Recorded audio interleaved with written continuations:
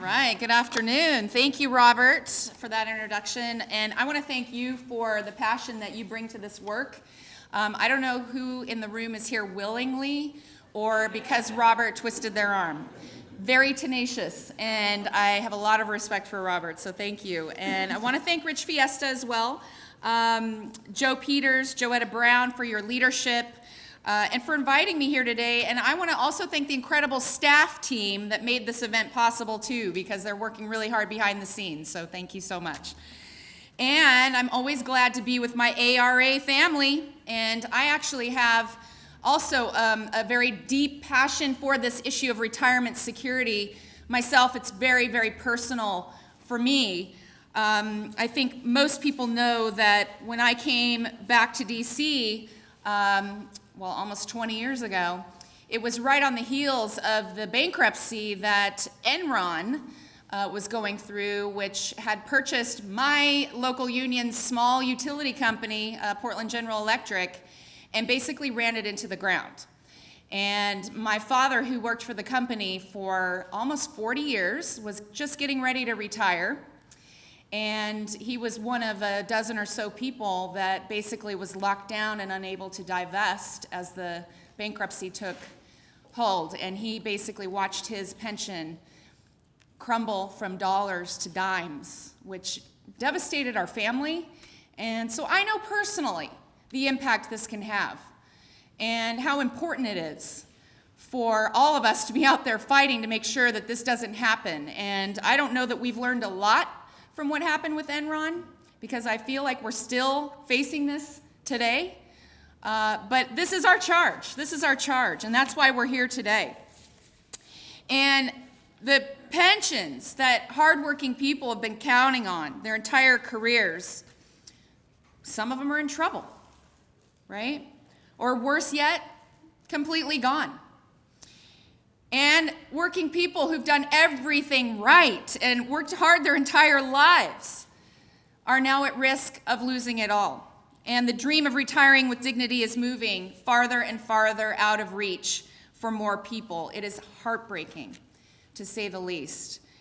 And I would say the attacks on our pension system are actually a symptom of our broken economy, where wages are being held down despite worker productivity going up. We all know this. Outdated labor laws are making it harder and harder to form a union. Inequality is rampant. Young people are graduating college with mountains of debt, if they can afford to go to college at all. And women are still being paid less than men for doing the same job.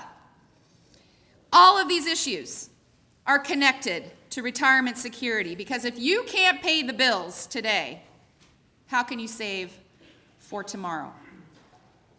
Well, the ARA and the AFL CIO are the loudest and strongest voices for secure pensions, and together, all of us are leading in this national debate, because when we win retirement benefits at the table, we actually are lifting standards for the rest of the workforce.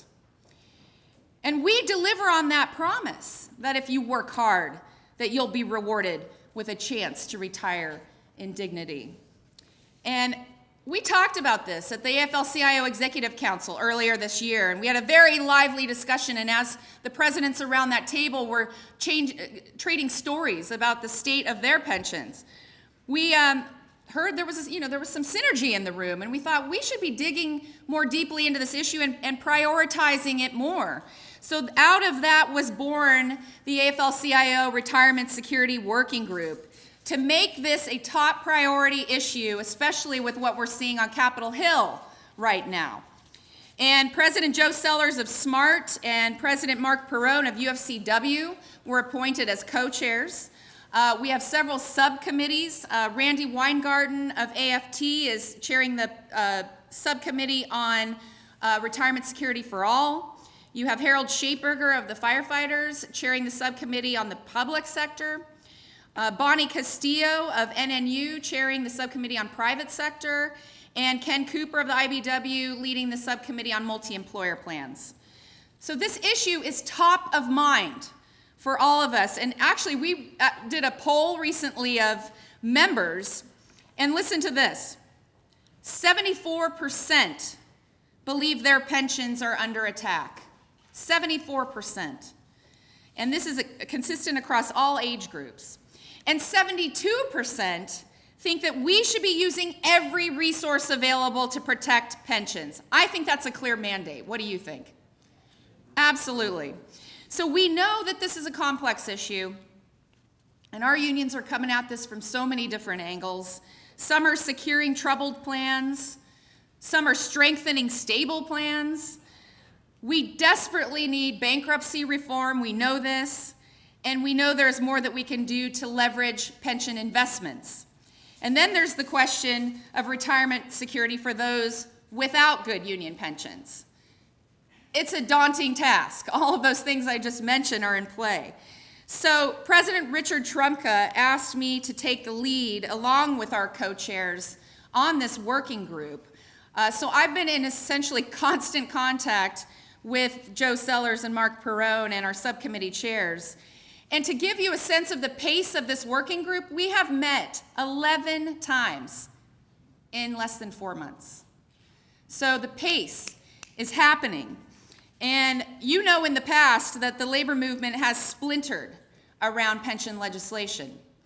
So one of the goals of this working group is to keep the labor movement united and moving toward consensus on as much as we possibly can. And we know the importance of having this retirement security working group be driven by affiliates, and the agendas are set by them, and the agenda is moving very quickly, as I said.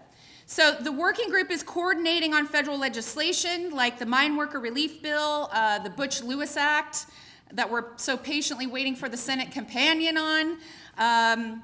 And we're also focused on using our communications prowess so that we can all be working with the same messaging. Our data, our capital strategies to make our case more broadly. We're also drilling down on retirement security for all. What does a larger strategy look like for the millions of Americans without a pension? And we know this statistic that 40% of Americans don't have $400 in savings for an emergency. So the bottom line is, what unites us all is a belief that after a lifetime of hard work, no one should struggle in retirement. Whether it's to put food on your table, to pay for life-saving prescription drugs, or simply to enjoy the fruits of your labor.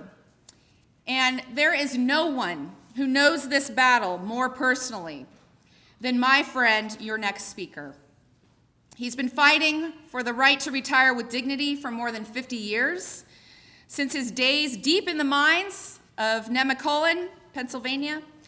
He is passionate about fighting for fairness for our members, our communities, and especially retired people. He's my brother, he's my partner.